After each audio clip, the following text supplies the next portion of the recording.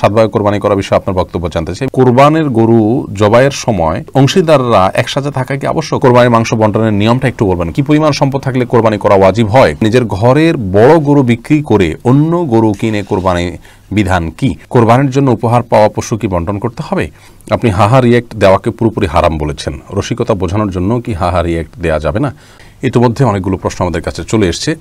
মুস্তফা রিয়াদ আপনি জানতে চেয়েছেন, কোরবানের গরু জবাইয়ের সময় অংশীদাররা একসাথে থাকা কি আবশ্যক? না, অংশীদাররা দূরে থাকলেও হয়ে যাবে, অসুবিধা নেই। সবাই একসাথে থাকা কোনো আবশ্যক নয়। আলোর পথের যাত্রী জানতে চেয়েছেন, কোরবানির মাংস বন্টনের নিয়মটা একটু বলবেন। কোরবানির মাংস 3 ভাগে ভাগ করা মুস্তাহাব, উত্তম। 1 ভাগ নিজের জন্য রাখলেন, 1 ভাগ গরিবদেরকে দিলেন, আরেক ভাগ আত্মীয়স্বজন পাড়া প্রতিবেশী বাকিদেরকে দিলেন। কিন্তু এই 3 ভাগ করাটা আবশ্যক না, কিন্তু করলে এই পদ্ধতিতে করাটা হলো মুস্তাহাব। এমডি হাসিবুল হাসান জানতে চেয়েছেন, কি পরিমাণ সম্পদ থাকলে কোরবানি করা ওয়াজিব হয়? কোরবানির ঈদের দিন জাকাত দিতে হলে যে পরিমাণ সম্পদ দরকার হয়, ধরুন 595 গ্রাম রূপা বা তার সমমূল্য, যেটা বর্তমান বাজারে বোধহয় 40-50 হাজার টাকা, এই টাকার মালিক যদি আপনি কোরবানির ঈদের দিন থাকেন, তাহলে আপনাকে কোরবানি দিতে হবে। সেটা কমপক্ষে একটা ছাগল দিয়ে আপনি কোরবানি দিতে পারেন। এটা হলো আবু হানিফার মত অনুযায়ী। আরবিন স্কলাররা, বিশেষ করে সৌদি আরবের উলামায়ে কেরাম এবং অন্যান্য মাযহাবের উলামায়ে কেরাম অবশ্য বলেন যে কোরবানিটা ওয়াজিব নয় এবং এর সাথে যাকাতের নিসাবের কোনো সম্পর্ক নেই। যাদের সামর্থ্য আছে অল্প থাকলেও তার দেওয়া উচিত, আর না দিলে গুনাহ হবে না। এটি হলো তাদের দৃষ্টিভঙ্গি এবং মত। আহমেদ জামিল আসিফ জানতে চেয়েছেন, নিজের ঘরের বড় গরু বিক্রি করে অন্য গরু কিনে কোরবানি বিধান কি? নিজের ঘরের বড় গরু বিক্রি করে অন্য গরু কিনে কোরবানি দিলে কোরবানি হয়ে যাবে, কোনো অসুবিধা নেই। তবে যদি নিজের পালা কোরবানি আপনি গরু কোরবানি দিতে পারেন বা পশু কোরবানি দিতে পারেন, সেটা বেশি উত্তম হবে। কারণ হলো যেটিকে আপনি তিল তিল করে গড়ে তুলেছেন, সেটিকে কোরবানি করতে আপনার কোরবানির যে অর্থ, মর্ম, ত্যাগ এবং আপনার স্যাক্রিফাইস, সেটা অনেক বেশি হবে। সেই জায়গা থেকে এটি উত্তম। কিন্তু যদি এমন হয় যে আপনার বাজেট আসলে কম, আপনি গরিব মানুষ, তাহলে সেক্ষেত্রে বড় গরুটা বিক্রি করে আপনি অনেক বেশি টাকা পাবেন, এরপর আপনি অন্য পশু কিনে কোরবানি দিলেন, সম্পূর্ণ জায়েজ আছে, কোনো অসুবিধা নেই। কোরবানির জন্য উপহার পাওয়া পশু কি বন্টন করতে হবে? কোরবানির জন্য উপহার যদি পেয়ে থাকেন, যিনি আপনাকে পশু উপহার দিয়েছেন তিনি তার কোরবানিটা জাস্ট আপনাকে পশু দিলেন, এমনটি যদি নিয়ত করে থাকেন, তাহলে তো কোরবানিটা তার। আপনি গোশত নিজে খেলেন, অন্যদেরকে দিলেন না দিলেন, সেটা সম্পূর্ণ আপনার ইখতিয়ার। আর যদি আপনাকে তিনি কিনে দিয়েছেন আপনার তরফ থেকে কোরবানি করার জন্য, জাস্ট তিনি টাকা দিয়ে আপনাকে কোরবানি করার জন্য হেল্প করলেন, এরকম যদি হয় তাহলে আপনার কোরবানি, এবং আপনার কোরবানি হয়ে থাকলে সেটাকে একইভাবে আপনি নিজে খাবেন, গরিবদেরকে দিবেন, যেভাবে খুশি আপনি বন্টন করতে পারবেন। কোরবানি গোশতের যে বিধান সেটাই এখানে প্রযোজ্য হবে।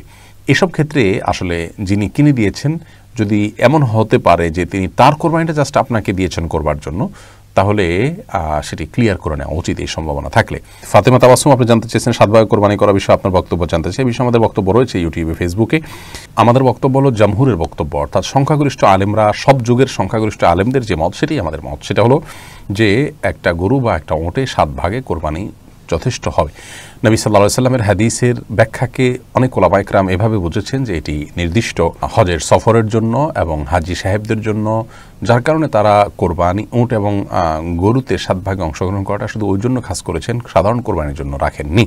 কিন্তু জমহুর তথা সংখ্যাগরিষ্ঠ উলামায়ে কেরাম এর বিপরীত মত দিয়েছেন। বর্তমান বিশ্বের সৌদি আরব স্কলারগণ, মিশরের স্কলারগণ, বাংলাদেশ উলামায়ে কেরাম এর সংখ্যাগরিষ্ঠ করে প্রায় সবাই বলতে গেলে একমত যে 7 ভাগে কোরবানি বিশুদ্ধ হবে। বিধায় এই মতটি আমরা মনে করি অধিকতর বিশুদ্ধ এবং এই মতটাকে আমরা অনুসরণ করি। আশিকুর রহমান আপনি প্রশ্ন করেছেন, আপনার এক বক্তব্যের পরিপ্রেক্ষিতে একটা বিভ্রান্তির সৃষ্টি হয়েছে। অনেকে মনে করছেন আপনি হাহা রিয়েক্ট দেওয়াকে পুরোপুরি হারাম বলেছেন। রসিকতা বোঝানোর জন্য কি হাহা রিয়েক্ট দেওয়া যাবে না?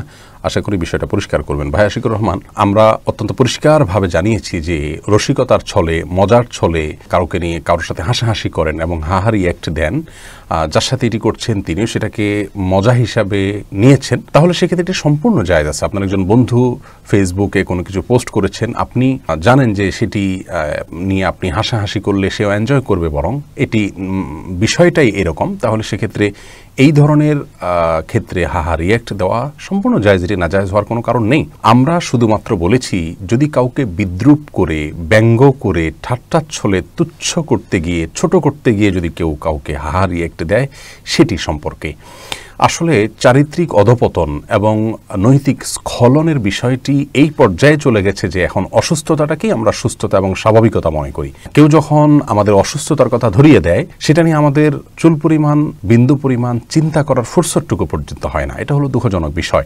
আমাদের বক্তব্যকে অনেকে বিকৃতি করেছেন, অনেক মিডিয়া দেশে বিদেশে আমাদের বক্তব্যকে সঠিকভাবে উপস্থাপন করেননি। এটি খুবই দুঃখজনক একটি বিষয়। তারা এভাবে নিউজ করেছেন যে আমরা হাহা রিয়েক্ট দেওয়াকে হারাম বলেছি, এবং অনেকে বলেছেন ফতোয়া জারি করেছি। ফতোয়া আর অনুরোধ আমরা আমাদের এই অনুষ্ঠানের মাধ্যমে শুধুমাত্র আমাদের সম্মানিত দর্শক শ্রোতাদেরকে অনুরোধ করেছি বিনীতভাবে করজোড় করে তারা যেন অন্য কারোর কষ্টের কারণ হয়, কাউকে নিয়ে বিদ্রূপ করা হয়, এরকম কোনো কাজ যেন না করেন। এটি ছিল আমাদের একটা অনুরোধ এবং আমাদের একটা পর্যবেক্ষণ। ফতোয়া অত্যন্ত সূক্ষ্ম বিষয় এবং অনেক বড় বিষয়। দ্বিতীয়ত, আমরা সব ধরনের হাহা রিয়াক্ট নিয়ে কথা বলিনি। আমরা বলেছি সুনির্দিষ্ট করে সেখানে উল্লেখ আছে। আওয়ার ইসলাম এটাকে শ্রুতিলিখন করেছে এবং সেখানে চমৎকারভাবে আমাদের বক্তব্য তারা তুলে ধরেছেন। আলহামদুলিল্লাহ, হুবহু আমরা যা বলেছি সেটাকে শ্রুতিলিখনের মাধ্যমে।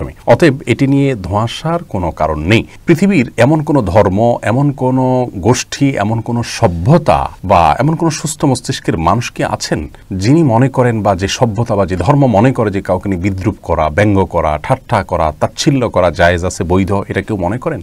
আমি তো মনে করি না। তাহলে সেক্ষেত্রে এ বিষয়ে আমাদের দ্বিমত করার তো কোনো সুযোগ থাকতে পারে না। আল্লাহ তাআলা আমাদেরকে বোঝার তৌফিক দান করুন।